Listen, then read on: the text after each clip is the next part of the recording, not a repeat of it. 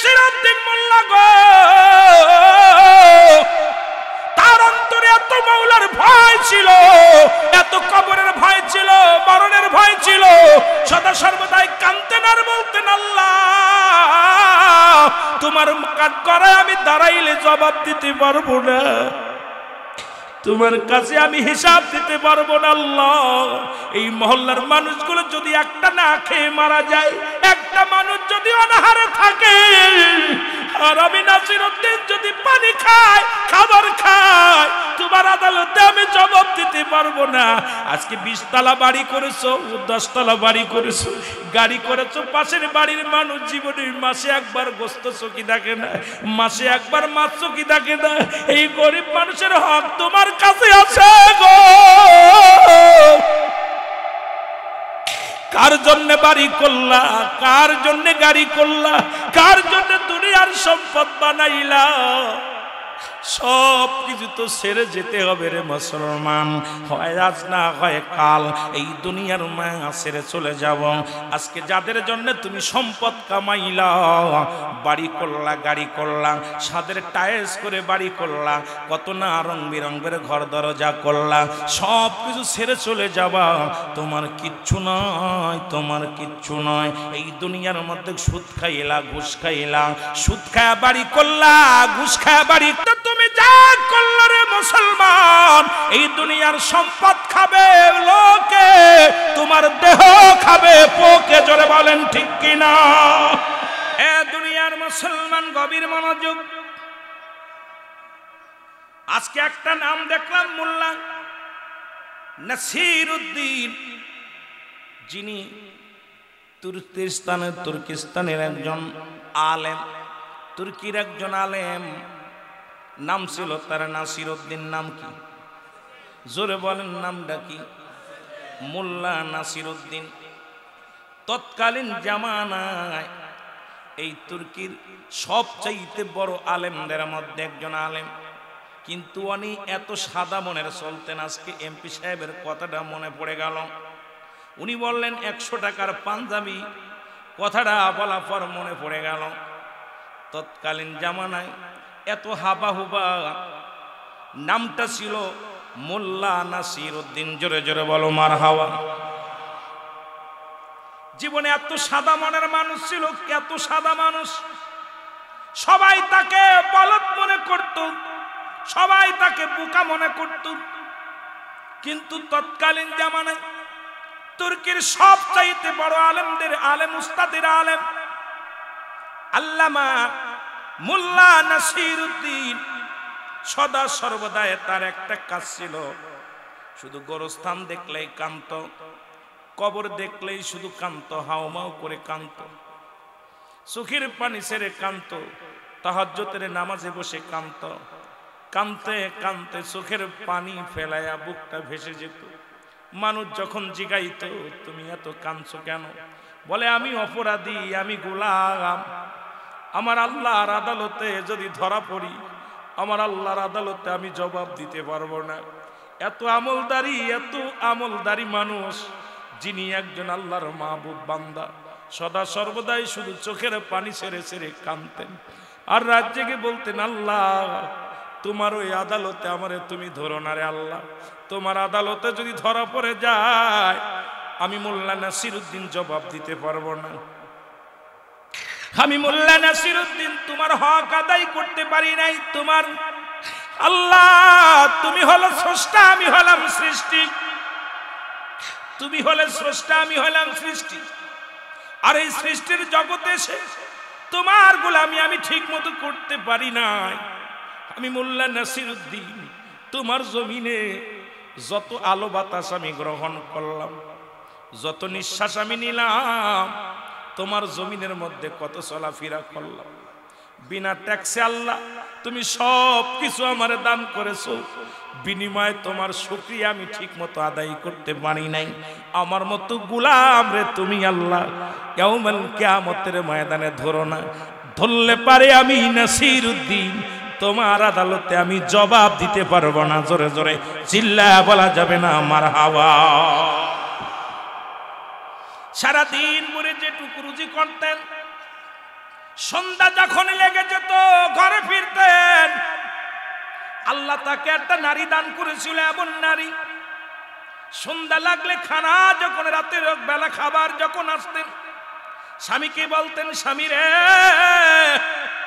ঘুরে দেখেন, প্রতিবেশীকে দেখে আসেন, আমি তো আপনি তো কিছু খুরমার জোগাড় করেছেন, কিছু রুটির জোগাড় করেছেন, এমনও তো হতে পারে আপনার মহল্লায় অনেক মানুষ না খেয়ে দিন কাটাবে, রাত কাটাবে, এমনও তো ব্যক্তি হতে পারে আপনার পাশের বাড়ি আপনার মহল্লারে কেউ না খেয়ে আসে, হয়তো তার ঘরে একটা খুরমা জোটে নাই, তার ঘরে পানির ব্যবস্থা নাই। স্বামীরে আমি আপনি যদি এই খুরমা খেজুর গুলো খেয়ে ঘুমায়া যায়, আর ও যদি না খেয়ে ঘুমায়, আল্লাহর আদালতে আপনি কি জবাব দিবেন? স্বামীরে এমন একটা সতী সাথী নারী আল্লাহ তারে দান করেছিল। খাবারটা নিয়ে বাড়ি বাড়ি ঘুরতেন, বাড়ি বাড়ি ঘুরে মহল্লার মধ্যে প্রায় 40টা বাড়ি ঘুরতেন। এই 40টা বাড়ি ঘুরে ঘুরে যদি কোনো ক্ষুধার্ত ব্যক্তিকে দেখতেন, নিজের আহারটা তাকে দিয়া চলে আসতেন। রাতের বেলা একটু পানি খাইয়া স্বামী স্ত্রী ঘুমায়া যেতেন। মোল্লা নাসিরউদ্দিন এমন একজন আমলদারি ছিল। আমার ভাইয়েরা, আমার বন্ধুরা, একদিন নয়, দুদিন নয়, এরকম 3টা দিন অতিবাহিত হয়ে গেল। 3 দিন খাবার খাইতে পারে না মোল্লা নাসিরউদ্দিন, হাঁটতে পারে না। এ মুসলমান শুনে নাও, অন্যের মুখে খাবার দিয়ে নিজে অনাহারে থাকে, আর আল্লাহর দরবারে তাহাজ্জুদের নামাজ পড়ে, কুরআন তেলাওয়াত করে, নফল নামাজ পড়ে, আল্লাহর কাছে দোয়া করে, আল্লাহ আমাকে তুমি যত সুখে রাখছো, আমাকে যত তুমি আল্লাহ আরামে রাখছো, হয়তো এরম আরাম এরম সুখে আর কাউকে রাখো নাই। সবসময় শুকরিয়া আদায় করতেন আল্লাহ, কারণ এই দুনিয়া ছেড়ে চলে যেতে হবে। উনি জানতেন কুল্লু মান আলাইহা ফান, সব কিছু শেষ করে দিবে আমার আল্লাহ। আল্লাহ বলে, বান্দারে এই পৃথিবীর মধ্যে আমি কিচ্ছু বলতে কিচ্ছু যেদিন রাখবো না, এই জমিনটা আমি রাখবো না, জমিনের মাটিগুলো আমি আল্লাহ পুড়ায়া তামা বানায়া দিব। কুল্লু মান আলাইহা ফান, সব শেষ করে দিবে কে? আল্লাহ বলে, বান্দারে আমি কিচ্ছু বলতে কিচ্ছু রাখবো না, এই জমিনটা আমি রাখবো না,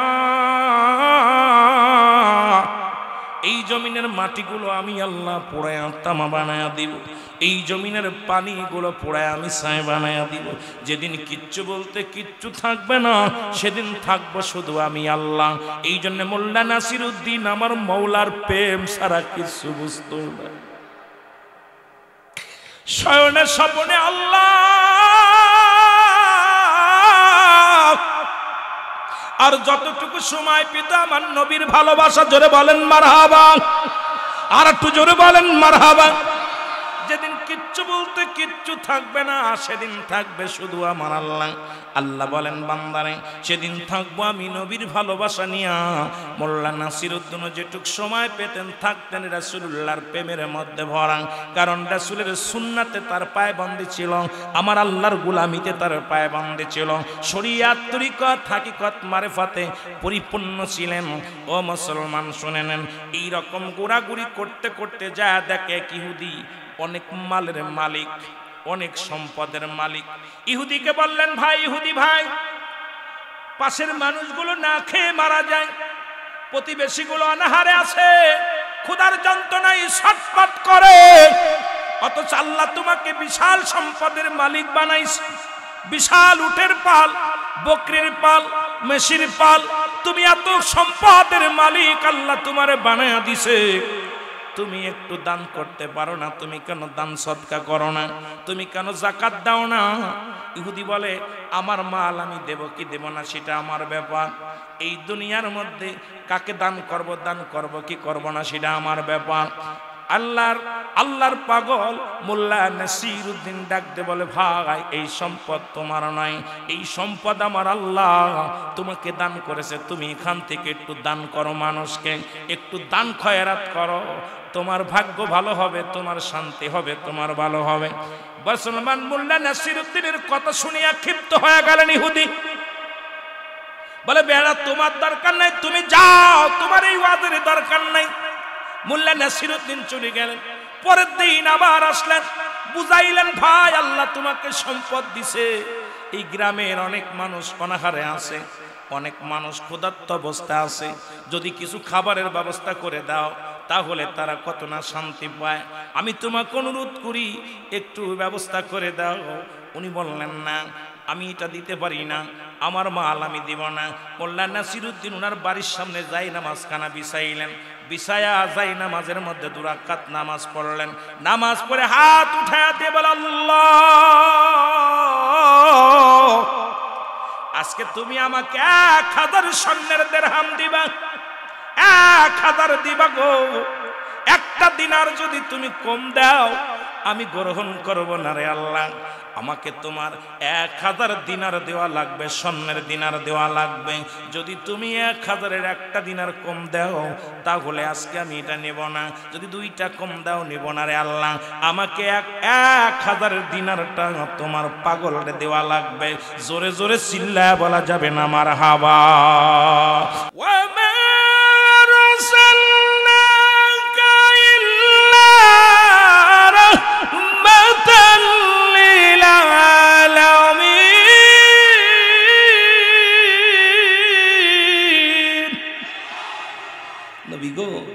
আপনি রাহমাতাল লিল আলামিন, আল্লাহ হলো রাব্বুল আলামিন। আপনাকে যারা চিনলো আল্লাহকে তারা চিনলো, আপনাকে আমাদের চিনার তৌফিক দান করে। জোরে বলুন মারহাবা, আরো জোরে বল। চিনেছিল হযরত ওয়াসকরণী, 32 দাঁত ভাঙলেন তিনি, ওর 32 দাঁত ভাঙলেন, পাগলা একটাও রাখলো না।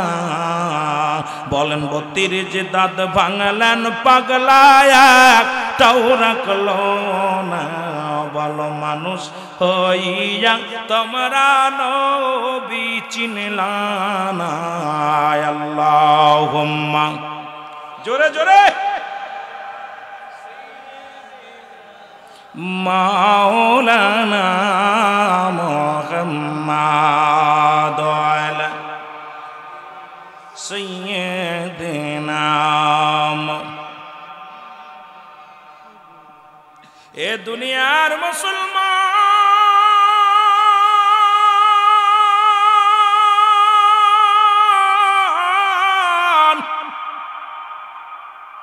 ইহুদি বলে আমার মাল আমি তোমারে দিব না, কিন্তু আল্লাহর পাগল মোল্লা নাসিরউদ্দিন মুসলমান শোনো গো, এই তুর্কির মুসলমান শোনে না, বাংলাদেশের মুসলমান শোনো। উনি আল্লাহর কাছে বলে আল্লাহ আমাকে 1000 কি দিতে হবে, দিনার দিতে হবে, একটা কম দিলে চলবে না। ইহুদি চিন্তা করলো রে যাচাই বাছাই করতে হবে, ও কি প্রকৃত আল্লাহর পাগল না দুনিয়ার পাগল। উনি গুনে গুনে 998টা দিনার আনিয়া একটা টুপলা বাঁধিয়া মোল্লা নাসিরউদ্দিনের কাছে নিয়ে রেখে দিলেন, পাশে রেখে দিলেন। নাসিরউদ্দিন সালাম ফিরাইলেন, আসসালামু আলাইকুম রাহমাতুল্লাহ, আসসালামু আলাইকুম রাহমাতুল্লাহ। দোয়া করে আবার 2 রাকাত নামাজ পড়লেন। আবার যখন নামাজ শেষ করে দেখে রে, যখন নামাজের মধ্যে দাঁড়াইছে তখন মুসলমান ওই ইহুদির বাচ্চা 998টা দিনার আনিয়া বাদান মুদ্রা আনিয়া রেখে দিছেন পাশে।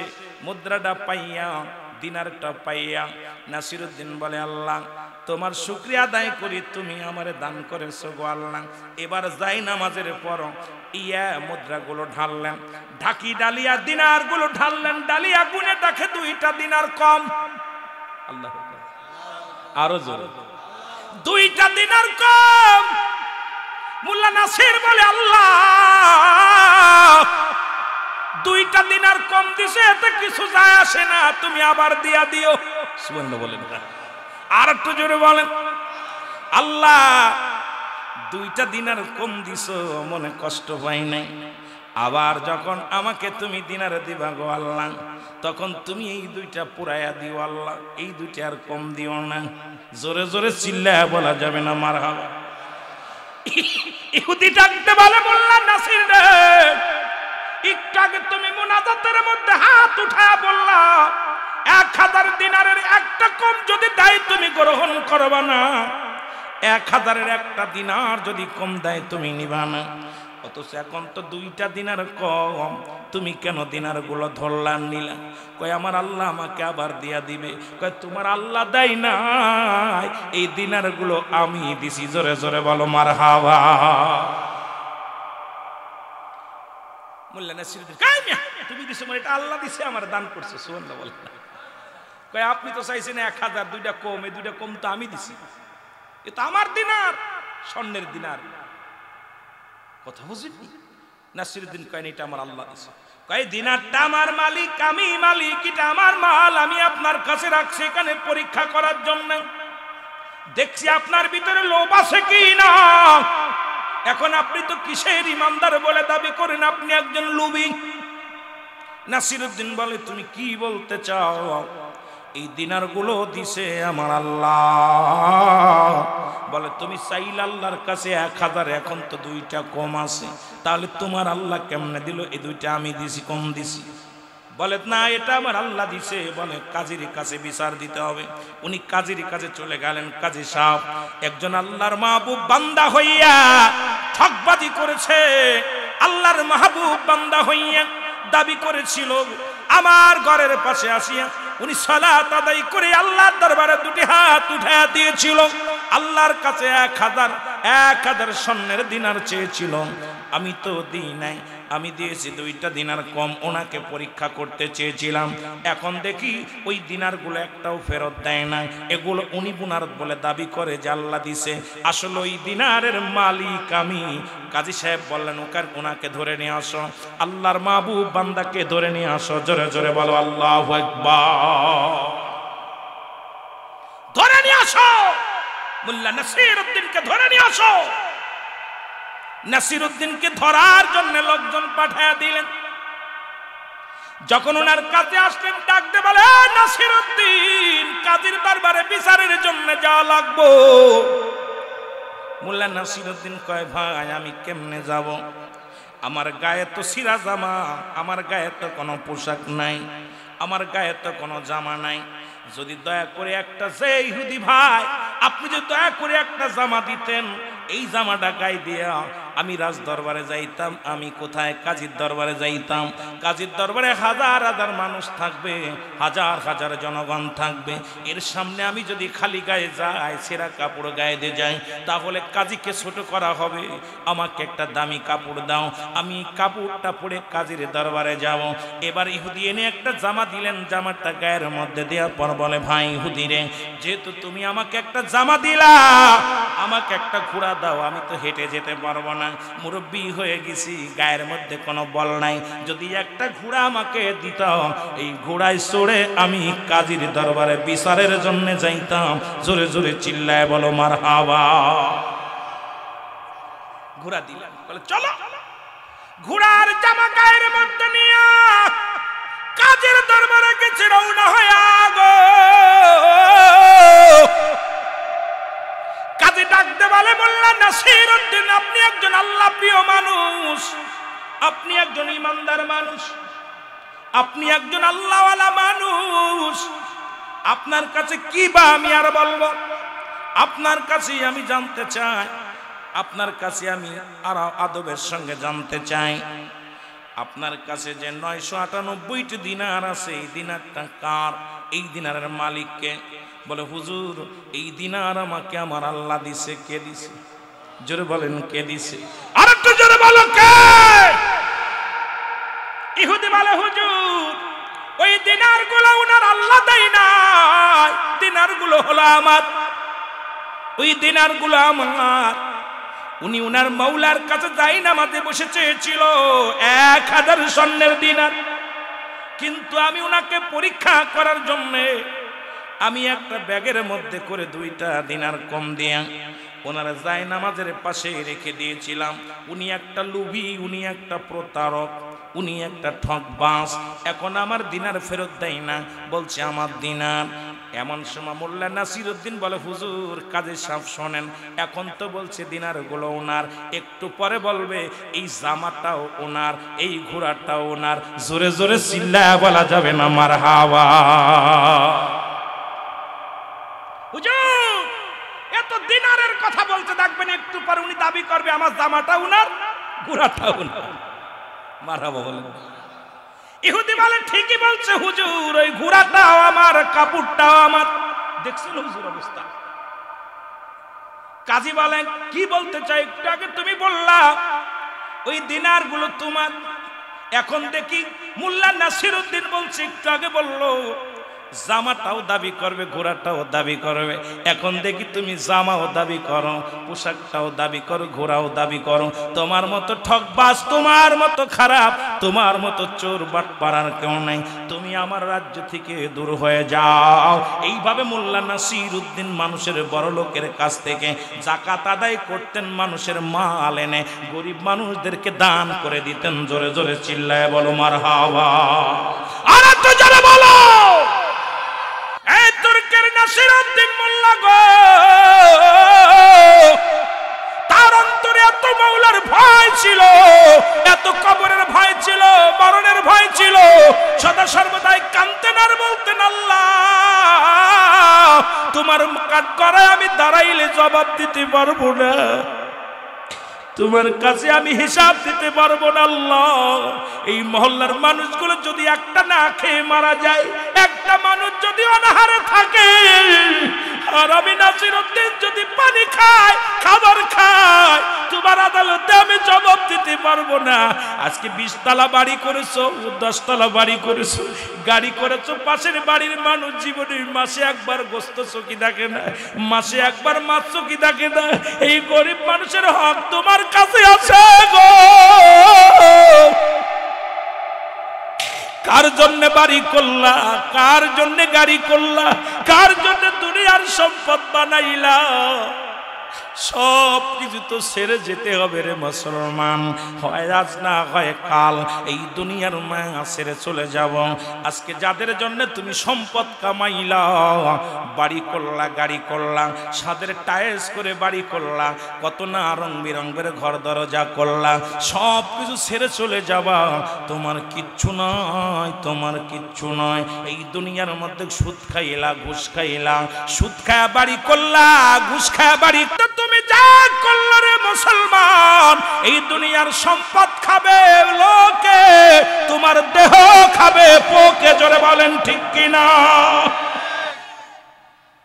দুনিয়ার মধ্যে সম্পদের ভাগ নিবে ছেলে, সম্পদের ভাগ নিবে মেয়ে, বিবি নিবে ভাগ, প্রতিবেশী নিবে ভাগ, কিন্তু পাপের ভাগটা কেউ নিবে না।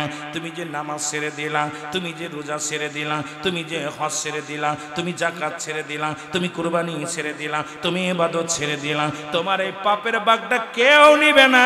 সম্পদের ভাগ সবাই নিবে, ভাগাভাগি করে, তোমার পাপের ভাগটা কেউ নিবে না। এই জন্য দুনিয়া দুনিয়া দুনিয়া দুনিয়া, নবী বলছে বালহুয়া কিলাফ, এই দুনিয়াটা হলো পচা দুর্গন্ধ মরি। মানুষের চরিত্র হলো কুকুরের চরিত্র। কুকুর যেমন পৃথিবীর মধ্যে মরি পাইলে খুশি হয়, শেষ জামানার মানুষগুলো শুধু সম্পদমুখী হয়ে যাবে। আজকে ঘুষের মধ্যে, সুদের মধ্যে খালি টাকা টাকা টাকা টাকা টাকা, পয়সা, ধন সম্পদ, বাড়ি গাড়ি, সব কিছু। আজকে 250 টাকার জন্য, 100-200 টাকার জন্য মানুষ খুন করতে দ্বিধাবোধ করে না রে। আইরে দুনিয়ার মানুষ এমন দুনিয়া বিমূল হয়ে গেছে। এই দুনিয়া দুনিয়া, নবী বলছে বালহুয়া কিলাফ, এই দুনিয়ার মানুষের চরিত্র হবে কুকুরের চরিত্র। কুকুর যেমন মরি পাইলে খুশি হয়, শেষ জামানার মানুষগুলো শুধু সম্পদ পাইলে খুশি হবে। এটা ঘুষের মধ্যে আসলো কি সুদের মধ্যে আসলো, এটা দেখার সময় নয়। শুধু আনো আর আনো, এগুলো সব কিছু ছেড়ে চলে যেতে হবে। একবার কেন মাথায় চিন্তা আসে না, একবার কেন মরণের চিন্তা আসে না? জোরে জোরে চিল্লায় বলা যাবে না আল্লাহু আকবার। এরে আজ না হয় কাল তুমি মরার পরে দেখবে চেয়ে গো, তোমার সবই রইল পড়ে, মরার পরে দেখবে চেয়ে গো, তোমার সবই রইল। এরে দাদাই গিয়েছে বাবাই গিয়েছে কেউ আসলো না ফিরে, বাবাই গিয়েছে দাদাই গিয়েছে কেউ আসলো না ফিরে, তোমার তো যাইতে হবে গো ভাইরে অন্ধকার কবরে, তোমার তো যাইতে হবে গো, বলো অন্ধকার কবরে তোমার তো যাইতে হবে গো। এর ঘর করলা বাড়ি করলা সবই যাইবা রে, জমি করলা জায়গা করলা সবই যাইবা রে, তোমার তো যাইতে হবে গো বাইরে অন্ধকার কবরে, তোমার তো যাইতে হবে গো। বলেন আজ না হয় কাল তুমি, বলো আজ না হয় কাল তুমি যাইবা কবরে, মরার পরে দেখবে চেয়ে গো তোমার ছবি রইল পড়ে, মরার পরে দেখবে চেয়ে গো। আল্লাহুম্মা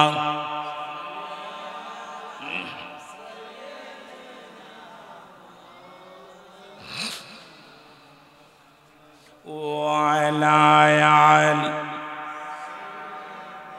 একটু মহব্বতে মাওলানা, একটু জোরে জোরে বলেন আল্লাহুম্মা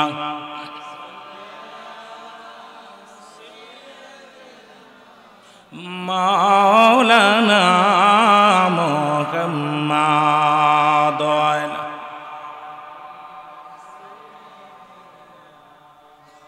এ দুনিয়ার মুসলমান,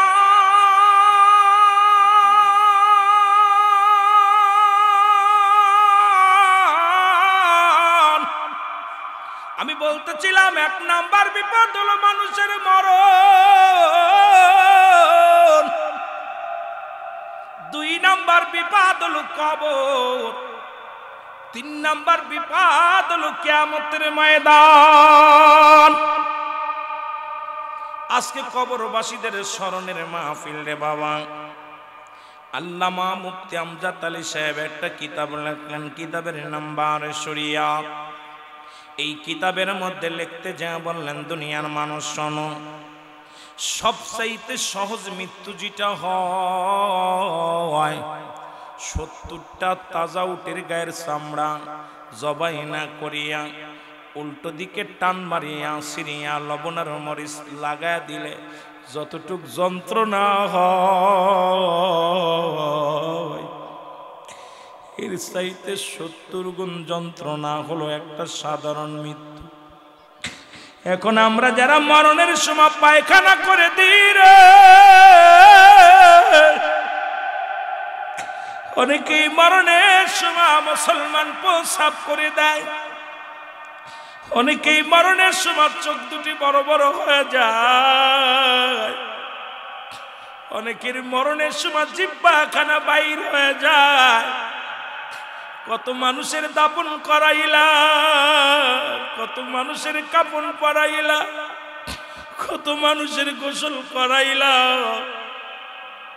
কত মানুষের গোসল করাতে যা দেখছো রে পায়খানা প্রস্রাব করে দিছে, জিহ্বাটার গালের মধ্যে ঢুকানো যায় না, চোখ দুটি বড় বড় হয়ে গেছে, বন্ধ করা যায় না। হে মুসলমান শুনে নাও, এই যদি হয় সহজ মৃত্যু,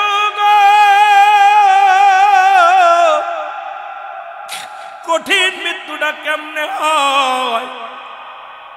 হে মুসলমান, আজরাইল তো একমাত্র ইমানদারের জান নিবে যারা জান্নাতি হবে। আল্লাহ বলেন উইদ্দাতুলিল মুমিনিন,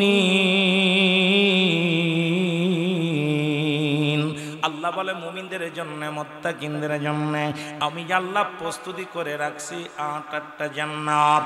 ইমানদারের রূহটা বাইর করবে আল্লাহ এমন আসানে, এই দুনিয়ার মধ্যে যেমন আটা সেনিয়া খামির বানানো হয়, এর ভিতরে যদি একটা চুল পরে সেই চুলটা টান দিয়া যেমন অনাসে বাইর হয়ে যায়, ইমানদারের রূহটা ঠিক এইভাবে আসান হবে, আসানে মৃত্যু হবে।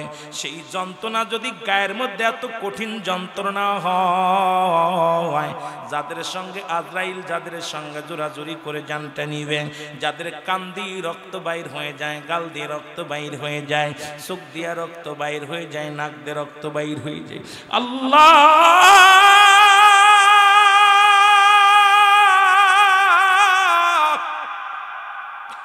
আমার আল্লাহ, তুমি আমাদের ঈমানটা মজবুত করে দিও, মরণটা আমাদের সহজ করে দিও গো আল্লাহ। আমার ভাইরা, আমার বন্ধুরা, আমার গভীর মনোযোগ, পৃথিবীর মধ্যে সহজ মৃত্যু যদি এত কঠিন হয়, কঠিন মৃত্যুটা কত কঠিন হয়। যাদের জন্য বেঈমান মুনাফিকদের জন্য আল্লাহ প্রস্তুতি করে রাখছে, একটা নয়, দুটি নয়, 7টা জাহান্নাম। আমার আল্লাহ বলেন বিসমিল্লাহির রাহমানির রাহিম উইদ্দাতুল কাফিরিন। কাফের বেঈমান মুনাফিকদের জন্য প্রস্তুতি করে রাখছে 7টা জাহান্নাম। একটা নয়, দুটি নয়, 7টা জাহান্নাম রেখেছে। বাজান মুসলমানেরা আমার, আজকে দুদিন পরে হন, দুদিন আগে হন, এই দুনিয়া থেকে বিদায় নিয়ে যাবেন। কি জবাব দিবেন আমার আল্লাহর আদালতে? কি জবাব দিবেন? আপনি কোনো জবাব দিতে পারবেন না। এই দুনিয়ার মধ্যে অন্যায় পথে চললা গো, কতই না বাটপারি করলা, কতই না মস্তানি করলা, গায়ের জোর দেখাইলা, দুনিয়ার মধ্যে কতই না ক্ষমতার দাপট দেখাইলা। আজরাইল যখন আইসা যাবে, কোনো বাহাদুরি চলবে না, কোনো মস্তানি চলবে না, একটা সেকেন্ড তোমার সময় দেয়া হবে না রে মুসলমান। এই জন্য বেশি বেশি ইবাদত করো, বন্দেগী করো আমার আল্লাহর। আজকে তুমি যৌবন পাইয়া 18 বছরের যুবক, 22 বছরের যুবক, গায়ের রক্ত করো, মস্তানি করো গো, এর আগামী দিন বাঁচবা কেউ গ্যারান্টি দিতে পারি না। পরবর্তী সময় তোমার জন্য কি নিয়ামত বয়ে আনতেছে কেউ বলতে পারি না। এখান থেকে বাড়ি যেতে পারবো কেউ বলতে পারি না। আগামী দিন সকালবেলা ঘুম থেকে উঠবো কেউ বলতে পারি না। এত মস্তানি আসে কই থেকে, এত দাম্বির আসে কোথা থেকে রে মুসলমান? ছেড়ে দাও, সব কিছু ছেড়ে দাও, আল্লাহর নামে পাগল হয়ে যাও। জোরে বলেন ঠিক কিনা? আমার মহরনা শিবে কখন কেউ তো জানি না, আমার আমি চলে যাব, আমায় তোমরা ভুইলা যাও না। আমি চলে যাব, আমায় তোমরা না। আমার মহরনা শিবে কখন কেউ তো জানি না, আমার মহরনা শিবে। টাকা পয়সা দালান কোটা যাহা করেছি, সব কিছু ফেলাইয়া আজি একাই চলেছি রে। আমি সব কিছু ফেলাইয়া আজি একাই চলেছি। আমি যাবার কালে ভেবে দেখি আমার কেহ নাই, আমি যাবার বেলায় নাই আমার মহরনা শিবে। আরো জোরে বলেন, আমার মহরনা শিবে কখন কেউ তো জানি না। আমি চলে যাব, আমায় তোমরা ভুইলা যাইও না। আমি চলে যাব,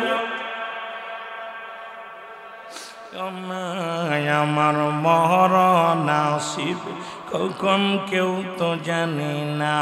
ডানে বামে মাটি, আমার মাটির বিছানা, ডানে বামে এ দুনিয়ার মুসলমান।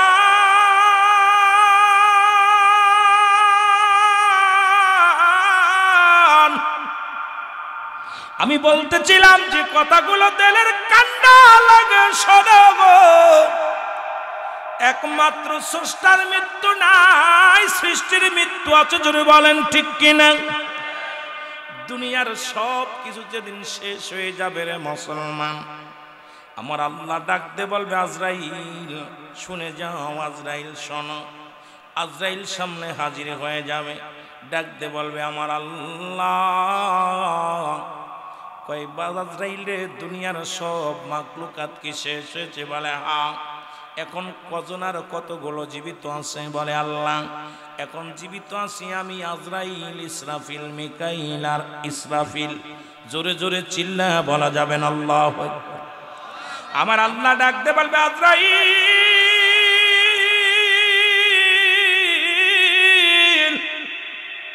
আমার জিবরাইলের আর প্রয়োজন নাই, যাও তুমি রূহটা নিয়ে আসো। আমি কথাগুলো বুঝাইতে যে একটু পিছনের দিকে অনেক লম্বা আলোচনার দিকে চলে গেছি। আজরাইল আলাইহিস সালাম চলে যাবে, মুসলমান জিবরাইলের কাছে সালাম দিবে, আসসালামু আলাইকুম ভাই জিবরাইল। কে গো তুমি? আমি আজরাইল। কেন আইছো? বলে আল্লাহ আমাকে পাঠাইছে আপনার রূহটা কবজ করার জন্য। ওরে মি জিবরাইল আলাইহিস সালাম ডাক দে বলবে আল্লাহ তোমার হুকুম তালিম করলাম, সারা পৃথিবীর মধ্যে সমস্ত নবী পয়গম্বরের কাছে আমি দুনিয়ার মধ্যে আমি তোমার এই কথাগুলো পৌঁছায় দিলাম। আল্লাহ আমার হুকুম মরা লাগবে, একটু সুযোগ দেওয়া যায় না? মৃত্যুর ভয়ে স্বয়ং আজরাইলও ভয় পাবে, জিবরাইলও ভয় পাবে, মিকাইলও ভয় পাবে, ইসরাফিলও ভয় পাবে। বলবে আল্লাহ আমাকে একটু একটু দয়া করা যায় না? আমার আল্লাহ বলবে আজরাইল না না, জলদি করে জানটা নিয়ে আসো। জিবরাইলের জানটা কবজ হয়ে যাবে, রূহটা বাইর হয়ে যাবে। জিবরাইল রূহ নেওয়ার সময় এত জোরে চিৎকার মারবে, এই চিৎকার মুসলমান সারা পৃথিবীর পৃথিবীর মধ্যে কেঁপে উঠবে, থরথর করে পৃথিবীটা কেঁপে উঠবে। এত জোরে চিৎকার মেরে ডাকতে বলবে আমার মালিক এই মৃত্যু যে এত কঠিন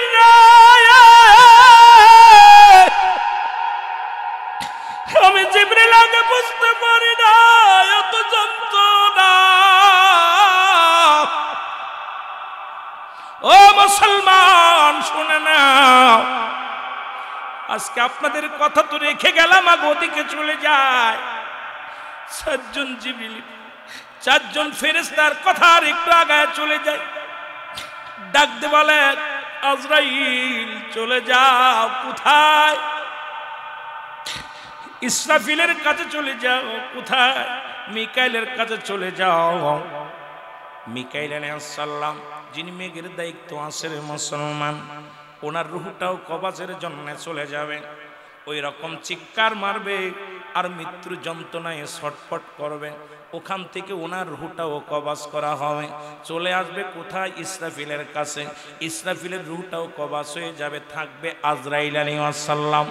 আর আমার আল্লাহ আল্লাহ বলবে আজরাইল রে এখন আসমান জমিনের মধ্যে সমস্ত পৃথিবীর মধ্যে সমস্ত মাখলুকাতের মধ্যে এখন কে আর কে আছে একটু আমাকে জানাও। বলে আমার মালিক সবার রূহটা বাইর হয়ে গেছে, এখন বাকি আছেন আপনি আর আমি। আমার আল্লাহ বলবে আজরাইল রে তুমি কি জানো না আমি স্রষ্টা, আমার কোনো মৃত্যু নাই, তোমরা সৃষ্টি, তোমাদের মৃত্যু আছে।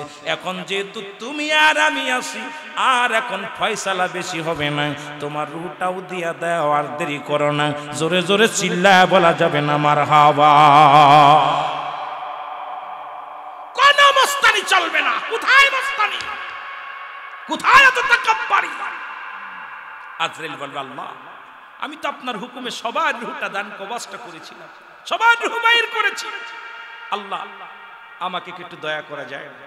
আল্লাহ বলবে না না, কোনো দয়া হবে না, একমাত্র আমি হলাম স্রষ্টা। সৃষ্টির জগতে যা কিছু আছে সবাই পড়ে যাবে। আজরাইল আলাইহিস সালাম বলে আমার আল্লাহ আমার রূহটা দিতে হবে। বলে হ্যাঁ। গাল দিয়ে ঢুকায় দিবে, হাতটা ঢুকায় দাও তোমার মুখের মধ্যে। আজরাইল নিজের মুখের মধ্যে হাতটা ঢুকায় দিবে, রুহটা যখন ধরবে চিৎকার মেরে কানবে গো আমার আল্লাহ এত যন্ত্রণা, আমি কত ছোট ছোট মাসুম বাচ্চার রুহটা কবজ করেছি, দুনিয়ার কত মাখলুকাতের জানটা বাইর করেছি। আমি পৃথিবীর মধ্যে দুইবার আজরাইল কান্না করেছিল।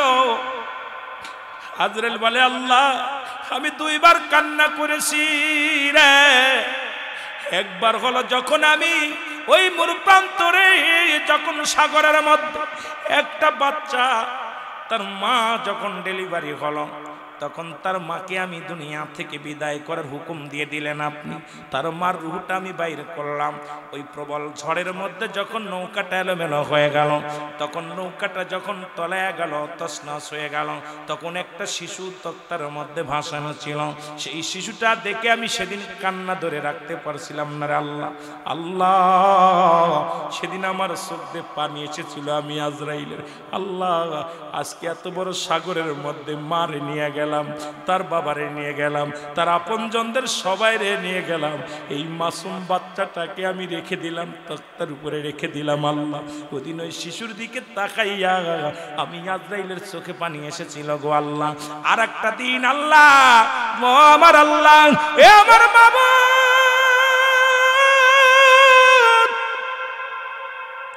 ওই সাদ্দাত যখন জান্নাত বানাইছিল গো, ওই সাদ্দাত যখন জান্নাত বানাইছিল, ঢোকার জন্য অনেক অনুনয় বিনয় করেছিল, অনেক কাকুতি মিনতি করেছিল। উনি জান্নাতের ভিতরে একটা পা ঢুকানো পর তাকে আমি নিয়ে এসেছিলাম রে আল্লাহ। আল্লাহ, ওদিন আমার চোখের পানি এসেছিল গো আল্লাহ। ওর কান্না দেখে আমি আজরাইল সহ্য করতে পারি নাই। আমার আল্লাহ বলে, আজরাইল তুমি কি চেনো এই দুটি লোক রে? এই দুটি লোকই ছিল একটা লোক, ওই সাদ্দাত ছিল ছোট্টবেলা সাগরের মধ্যে জল তুফানে পড়েছিল। সেদিন ওর মা বাবার সবার রুহটা তুমি বাইর করেছিলে আজরাইল। আমি আল্লাহ ওকে সাগরের ভিতর থেকে ভাসাইয়া জঙ্গলের ভিতরে নিয়ে গিয়েছিলাম। ওখান থেকে বাঘের দুধ খাওয়াইয়া সাদ্দাতরে মানুষ করেছিলাম। ওই জঙ্গলের রাজত্বই তারে দান করেছিলাম। এরপরে দুনিয়ায় আমার সঙ্গে কত বাড়াবাড়ি করিয়া নিজেই জান্নাত বানাইছে, আমার জান্নাতে যাবে না, এত অহংকার তার ভিতরে ঢুকলো। ওই একটা লোকই ছিল দুইটা লোক রে আজরাইল। আজকে তুমি কান্নাকাটি করো কেন? তোমার রুহটা দিয়ে দাও। আজরাইল বলবে, আল্লাহ, এই জানটা বাইর করাই এত যন্ত্রণা আগে জানি না রে আল্লাহ, আজকে আমার রুহটা দিতে হবে। আজরাইল নিজেটা রুহটা ধরবে টান দিয়া। আজরাইল চোখের পানি ছেড়ে চিৎকার মেরে কান্দবে রে। আজরাইলের কান্নার ওই আওয়াজ যদি দুনিয়ার মানুষ বেঁচে থাকতো গো, এই দুনিয়ার হাত ফেল করে মারা যেত। ও আমার ভাইরা, আমার বন্ধুরা, আমার আজরাইলের রুহটাও বাইর হয়ে আসবে। সুতরাং এই পৃথিবীর কিচ্ছু থাকবে না, কোটো কীট পতঙ্গ থাকবে না, আপনি থাকবেন না, আমি থাকবো না। দুনিয়াটা ক্ষণস্থায়ী, মাত্র কয়েকদিনের জন্য। ইমানদারের জন্য দুনিয়াটা হলো একটা জাহান্নাম, এই পারে সেতু ওপারে জান্নাত। আর ইমানদারের জন্য দুনিয়াটা কোনো শান্তির জায়গা না। ইমানদারের জন্য শান্তি হবে কবর, শান্তি হবে ওপারে মুসলমান। বেঈমানদের জন্য দুনিয়া, জাহান্নামীদের জন্য দুনিয়া। আল্লাহ যেন আমাদের সবাইকে বোঝার তৌফিক দান করে, এই দুনিয়ার ভিতরে থেকে যেন আমল করে যেতে পারি, সেই তৌফিক যেন আল্লাহ দান করে। জোরে জোরে বলেন আমিন। এসেছেন যত নবী সকলের ইমাম, সালাম তোমায় গো নবী, হাজার সালাম নবী।